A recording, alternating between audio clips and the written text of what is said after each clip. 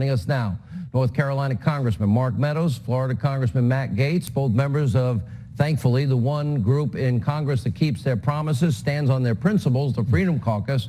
Congressman Meadows, let me begin with you.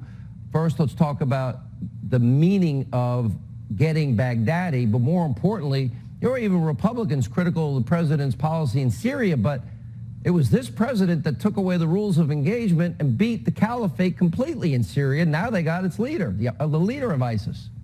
Well, it was a good day for America. It was a good day for the free world, and it was certainly a great day for the president and his decisiveness on taking out not just the #1 guy, but the #1 and #2 guy in terms of terrorist activities in Syria. You can criticize the president for his Syria policy, but let me just tell you, it looks pretty good on Monday after the weekend in terms of not only are we protecting the oil fields, but we're going after terrorists. And you know, those pictures you showed earlier about the beheadings and all the things, we can remember that. That was in our living rooms, and yet it has not been a common occurrence since this president has been in office. So I just want to thank the president for his decisiveness. Yeah, and Matt Gaetz, then we go to the witch hunt.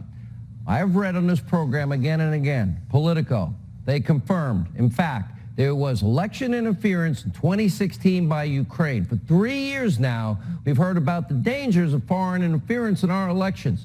Here we have a country admitting it. And you got a vice president at the time bragging about leveraging our tax money to get a Ukrainian prosecutor fired who we found out was paying his own son millions with no experience in Ukraine, oil, energy, or gas. Why on earth would they be paying Hunter Biden all that money with zero experience? I bet you'd like to get paid that money for knowing nothing.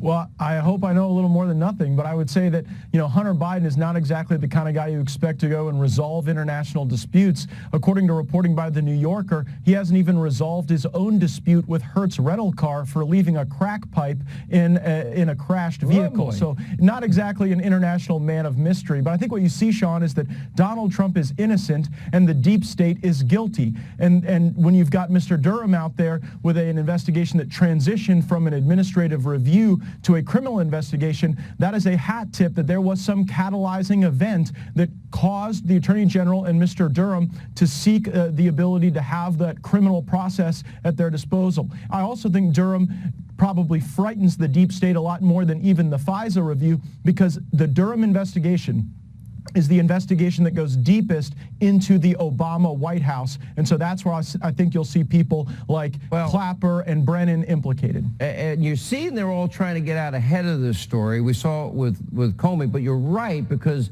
you can't have, as Andy McCarthy says, a counterintelligence investigation without the president knowing. That president would be Obama. I want to know what he knew and when he knew it.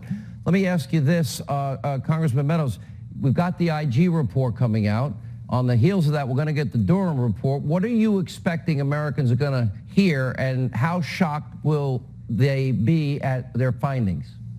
Well, I think the findings will be breathtaking. I can tell you that many of the allegations that the president has made over the last 3 years in the genesis of this whole investigator process will actually provide fruit where the American people will start to say, not only was the president's campaign spied upon, but then there was a covert operation to try to cover all this up. Now, you mentioned one thing earlier, Sean, and that was about Ukraine, and you talked about a Politico article, but we've got even better evidence than that. We have congressional transcripts of Nellie Orr, which indicated that the only connection to some of her sources was Lushenko from the Ukraine. And so if Adam Schiff wants to get to the bottom of this, let me just tell you, the president is innocent. I've been in now 8 witnesses, 60 hours. The president is innocent. We need to shut this down, but we do need to investigate the origins, and there is a Ukraine problem, and it's a Ukraine problem with the Democrats. And the president was asking to get to the bottom of the interference that all these people told us we need to care about for 3 years. Last word, Matt Gaetz, you got about 20 seconds.